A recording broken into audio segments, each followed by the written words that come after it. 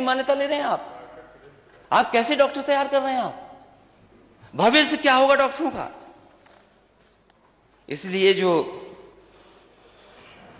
PSC, CSC, जिला अस्पताल, medical college, इनमें आप पर्याप्त डॉक्टर्स को उपलब्ध कराएंगे कि नहीं कराएंगे, और जो सुविधा मिलनी चाहिए गरीब मरीज को, वो सुविधाएं आप दिला पाओगे कि नहीं दिला पाओगे।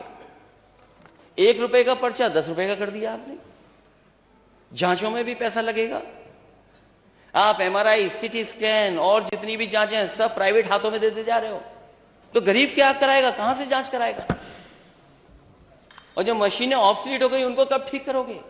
कैंसर बढ़ रहा, उसके कैंसर के इलाज के लिए कैंसर इंस्टीट्यूट बनना था, आज भी लोगों को मुंबई जाना पड़ रहा है, आज भी लोगों को दिल्ली जाना पड़ रहा है। और जो कुछ मदद सरकार से होती है, और सरकार भी ये बीटल नस्ल की बकरियों को पालते हैं। 1 लीटर दूध को 100 रुपए में बेचते हैं। हर महीने लगभग 30 लाख कमाते हैं। आपको इनसे सीखना है तो फ्रीडम ऐप को अभी डाउनलोड कीजिए। आधे अधूरे मन से मदद करती है। ये माननीय सदस्य बैठे हैं, ये पत्र लिखते हैं, कोई अपने इलाज के लिए नहीं पत्र लिखते हैं, जो गरीब जनता आती है उनके लिए पत्र लिखते हैं। अरे इतने गरीब कब से हो गए नेता सदन आपकी तो डबल इंजन की सरकार है, आपको तो डबल पैसा देना चाहिए, और फिर उसमें भी हिसाब किताब देखते हैं आप कि कितना देंगे। अरे कोई बीमारी एक बार आएगी, पता नहीं कि बीमारी कितनी बार आ जाए, तो बीमारी आ जाएगी उसके लिए केवल आप कंजूसी कर करके थोड़ा सा पैसा दे देंगे, क्या उससे इलाज हो जाएगा। मैं तो ये कहना चाहता हूं अध्यक्ष महोदय आपके माध्यम से कि अगर कोई गरीब आए सरकारी अस्पताल में तो उसे इधर उधर नहीं देखना पड़े, पूरा का पूरा इलाज सरकारी अस्पताल में हो जाए। ये समाजवादियों का मानना है, ये हमारी सोच थी। मुझे याद है नेताजी ने जब भी ये लोहिया इंस्टीट्यूट बनाया, 1 रुपए का पर्चा किया, इलाज फ्री करा दिया। आज 100 रुपए का हो गया, 100 रुपए का हो गया। और हर मेडिकल कॉलेज में अलग से बजट देते थे गरीब के इलाज के लिए, असाध्य बीमारी के लिए इलाज करा ले, उसको पैसा नहीं देना पड़े। अरे कहां लेके जाओगे इतना पैसा। और अब तो आपने आउटसोर्स करके एक कंपनी हायर की है कि हम $1 ट्रिलियन इकोनॉमी कैसे बनाएंगे, यूपी की $1 ट्रिलियन इकोनॉमी।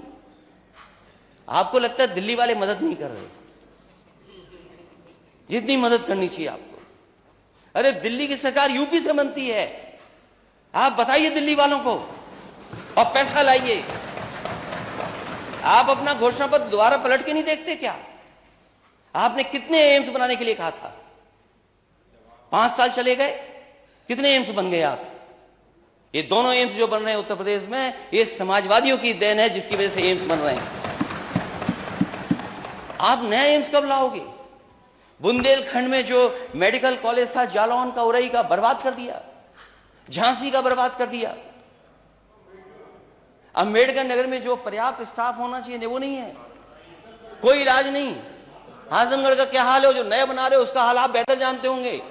और इसीलिए हमारे जो डिप्टी सीएम है जहां जाते हैं छापा मारते हैं, बाद में कहते हैं शर्मिंदा हो गए हम तो, क्यों आए हम छापा के लिए यहां पर।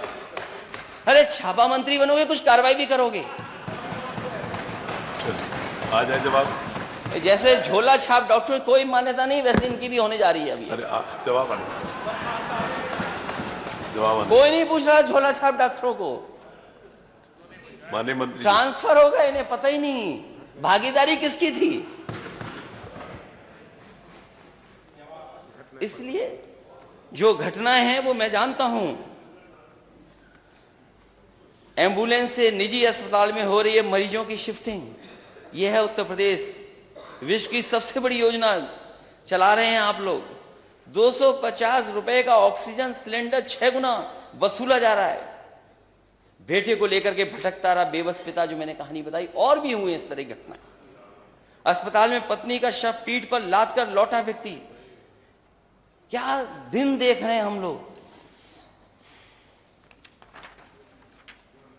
और प्रसव के दौरान जच्चा बच्चा दोनों की मौत। क्या दवा दे रहे हैं, क्या इलाज कर रहे हैं।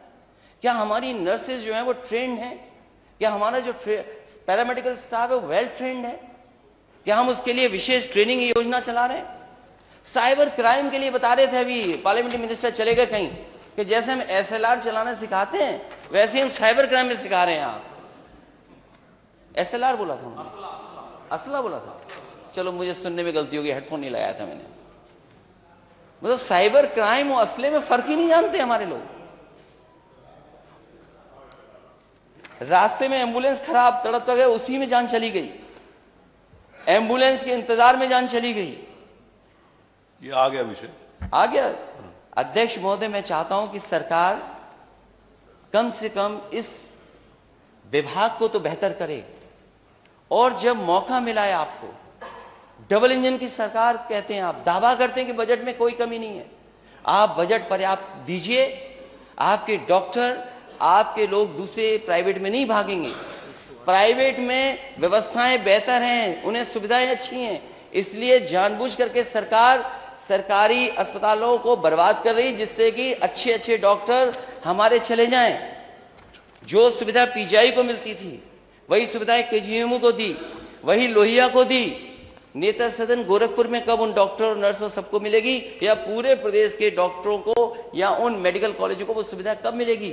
आज बताते। इसलिए अध्यक्ष महोदय और अध्यक्ष महोदय, मुझे उम्मीद है कि 108 व्यवस्था में सुधार लाएंगे। अगर बजट की कमी हो तो शर्मिंदा ना हो, नेता सदन के पास जाएं, कुछ समझाएं, मनाएं, शायद बजट आपको मिल जाए। बहुत बहुत धन्यवाद अध्यक्ष महोदय। और मैं चाहता हूं कि माननीय मुख्यमंत्री जी, और अभी एक चर्चा, दिन अभी तो ग्राह्यता में बहुत छोटा है, लेकिन फिर भी अगर इतना महत्वपूर्ण विभाग है, क्योंकि जीवन से जुड़ा है। अब जवाब माननीय मुख्यमंत्री इसलिए मैं अध्यक्ष महोदय चाहूंगा कि इस पर चर्चा हो जाए सदन माननीय में। मुख्यमंत्री। अध्यक्ष जी,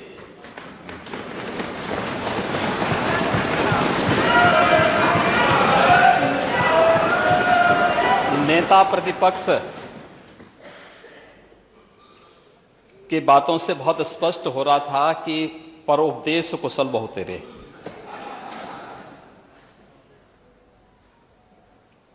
और उनको ये भी नहीं पता था कि वह जो बोल रहे हैं